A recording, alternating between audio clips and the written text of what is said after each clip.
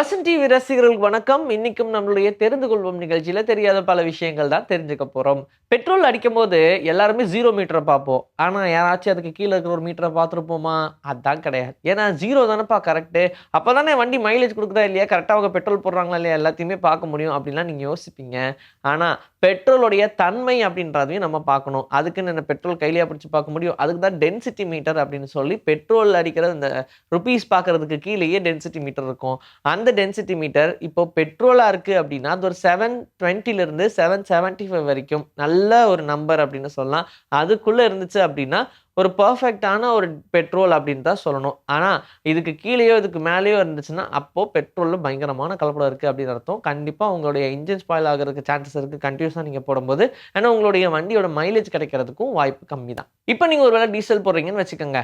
அதுக்கும் டென்சிட்டி ஒண்ணு தான். ஆனா, அதோடைய நம்பர் மாறும். அப்ப நீங்க பார்க்க வேண்டியது 820 டூ 860க்குள்ள இருக்கா அப்படின்னு பார்க்கணும். ஸோ இந்த மாதிரி இருந்துச்சுன்னா, டீசலுடைய டென்சிட்டியும் பெர்ஃபெக்ட் தான் இருக்கு. இந்த நம்பருக்கு மேலயும் கீழயும் இருக்கக்கூடாது. அப்ப அது பெட்ரோலா இருந்தாலும் சரி, டீசலா இருந்தாலும் சரி, டெஃபினட்டா உங்களுக்கு மைலேஜ் நல்லா தருமான்னு கேட்டா டவுட் தான். டூத் பேஸ்ட் உடைய அட்வர்டைஸ்மெண்ட்ஸ்லாம் பார்த்திருந்தீங்கன்னா, அப்படியே அந்த பிரஷ் முழுக்க டூத் பேஸ்ட் போடுற மாரி பண்ணியிருப்பாங்க.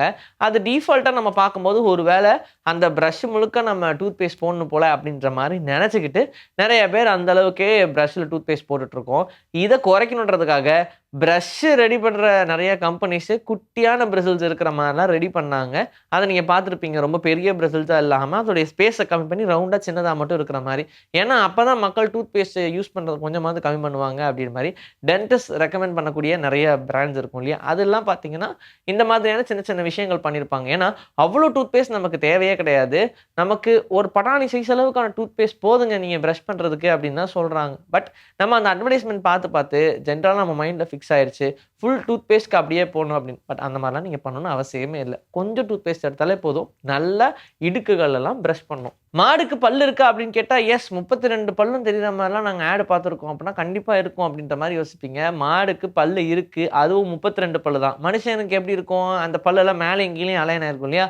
ஆனா அந்த மாதிரி மாடுக்கு கிடையாது. மாடுக்கு பல்லெல்லாம் கீழயே தான் அலைன் ஆயிருக்கும். மேல பார்த்தோம்னா, ஒரு நல்ல டீத் பேட் இருக்கும். கரெக்ட்டா இந்த டீத் போய் அங்க செட்டில் ஆகுற மாரியான ஒரு சூப்பர் டீத் பேட் இருக்கும். அது அப்படியே அம்ன்னு மாடு அசைவு போடுது அப்படின்னு சொல்லுவாங்க இல்லையா? அந்த அசைவு போடுறதுக்கான ரீசனே அதுக்கு மேல் பல் இல்லாதனால தான். இருந்திருந்தா நம்மள மாரி ரொம்ப டீசென்ட்டா கடிச்சு கடிச்சு சாப்ட்டுருக்கோம். இப்போ அசச்சு அசச்சு வேற வழி இல்லாம சாப்பிடுறதுக்கான ரீசனே அதான். மேல் பல்லு மாடுக்கு இருக்காது. நம்ம பல்ல பார்த்துருப்போம். ஆனா மேலயும் கீழயும் இருக்கான்னு பார்த்துருக்க மாட்டோம். அதோடைய நாக்க பொறுத்தவரைக்கும் பிளண்டடா இல்லாம, நல்லா ஷார்ப்பான சின்ன சின்ன பிரிசில்ஸ் மாதிரி இருக்கும். அத வச்சு அது ஈஸியா ஏதாவது வேணும்னா கிராப் பண்ணிக்குமே தவிர்த்து, அதுக்கு மேல் பல்லு கிடையாது. கீழ் பல்ல வச்சு சப்போர்ட் பண்ணி மட்டுமே தான் சாப்பிட முடியும். மனிதனையும், டால்ஃபினையும் ஒரு கருவுல வச்சு பார்க்கும்போது, அது எப்படி வளருது அப்படின்னு பார்த்தோம்னா, 2க்கும் வித்தியாசமே தெரியாத அளவுக்கு கருக்குள்ள 2ம் ஒண்ணா தான், ஒரே மாரி தான் வளரும் அப்படின்னு சொல்றாங்க. அது வளர வளர தான் அதோடைய தனித்துவங்கள் மாறும். இப்போ மனிதனுடைய குட்டியா இருந்துச்சுன்னா, அது ஒரு குறிப்பிட்ட டைமுக்கு அப்புறம் அப்படியே மாற ஆரம்பிச்சுரும். டால்ஃபின் குட்டி கொஞ்சம் மாற ஆரம்பிச்சுரும். இப்படி நடக்குமே தவிர்த்து, நீங்க அந்த கருவுக்குள்ள இருந்து பார்க்கும்போது 2மே ஒரே மாரி தான் இருக்கும். டிஃபரன்ஸே தெரியாது அப்படின்னு சொல்றாங்க. இப்ப தெரியுதா? ஏன் கடல்ல ரொம்ப இன்டெலிஜென்ட் எது அப்படின்னு கேட்டா டால்ஃபின சொல்றாங்கன்னு. ஏன்னா நிலத்துல மனுஷங்க தானே இன்டெலிஜென்ட். ரொம்ப நாளா எல்லாருக்கும் ஒரு சந்தேகங்க. நெறைய கார்ட்டூன்ஸும் சரி, ஃபேண்டசி படங்களும் சரி, பார்த்ததுக்கு அப்புறம் இந்த டைம் மிஷின் அப்படின்றது இருக்கா? அப்படின்ற டவுட் இருக்கும். சரி உண்மையிலேயே டைம் மிஷின் இருக்கா? சில பேர் இருக்குன்றாங்க, சில பேர் இல்லன்றாங்க. அத பத்தின புத்தகங்கள்லாம் எழுதியிருந்தாங்க. சரி அதெல்லாம் பார்த்தபோதும் டைம் மிஷின் உண்மையிலேயே இருக்கு, எக்ஸிஸ்டிங் தான் அப்படின்னு சொல்றாங்க. அதாவது அத கண்டுபிடிக்கப்பட்டு வச்சிருக்காங்க அப்படின்லாம் சொல்லல. வேணா நம்ம கண்டுபிடிக்கலாம். பட் இதுல என்ன ஒரு சிக்கல் நடக்கும்னா, நம்மளால ஃபியூச்சருக்கு டிராவல் பண்ணலாமே தவிர்த்து, அப்படி ஒரு வேள டைம் மிஷின் கிடைச்சதுன்னா, அத வச்சு ஃபியூச்சருக்கு தான் டிராவல் பண்றது சாத்தியமே. அத வச்சு பாஸ்ட்க்கு நடந்து முடிஞ்சத மாத்துறது அப்படின்றது சாத்தியமே இல்ல அப்படின்னு சொல்றாங்க. சரி இவ்ளோ கண்டுபிடிக்கிறோம். மேபி அப்படி ஒரு விஷயத்த கண்டுபிடிக்கிறோமா இல்லையான்னு பார்க்கலாம். உலகத்துல இருக்கக்கூடிய எல்லாமே இயற்கையால உருவாக்கப்பட்டது. அப்போ உலகத்துக்கு வெளிய என்ன அப்படின்னு கேட்டா, அங்க இருக்கக்கூடிய அந்த ஸ்பேஸ் அட்மாஸ்பியருமே இயற்கையால உருவாக்கப்பட்டது தான் அப்படின்னு சொல்லுவாங்க. நம்ம சின்ன வயசுலலாம் படிச்சிருப்போம். ஸ்பேஸ் முழுக்க முழுக்க ஆட்டம்ஸால ஆனது அப்படின்னு சொல்லி தானே படிச்சிருப்போம்.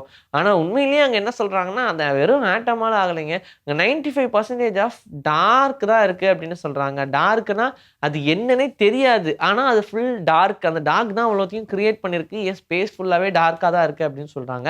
இருட்டு அப்படின்ற விஷயத்த மென்ஷன் பண்ண கிடையாது. என்னன்னே தெரியல அப்படின்றதையும் டார்க்கா தான் மென்ஷன் பண்ணுவாங்க. அதனால அங்க அவங்க சொல்லக்கூடியது எதனால உருவாகுதுன்னே தெரிய மாட்டேங்குது. ஆனா அப்படி ஒரு விஷயம் இருக்கு. நம்ம டார்க் ஹோல்லாம் பார்த்துருக்கோம் இல்லையா? அந்த மாரி உள்ளுக்குள்ள போச்சுன்னா வெளியவே வராதுன்ற மாதிரிலாம் நெறைய விஷயங்கள் இருக்கு. இதெல்லாம் எக்ஸிஸ்டிங்கா தான் இருக்கு அப்படின்றதும் சொல்றாங்க. வெறும் ஆட்டம் அப்படின்றத மட்டுமே நம்மளால சொல்ல முடியாது. அது வெறும் 5% தான். 95% என்ன இருக்குன்னே தெரியலப்பான்ற மாரி தான் ஸ்பேஸ்ல இருக்கான். இன்னைக்கு நம்மளுடைய தெரிந்து கொள்வோம் நிகழ்ச்சியில தெரியாத பல விஷயங்கள் தெரிஞ்சுக்கிட்டோம். இதே மாதிரி சூப்பரான கன்டென்ட்டோட உங்கள நான் வந்து சந்திக்கிறேன். This is bye from Vijay. Take care.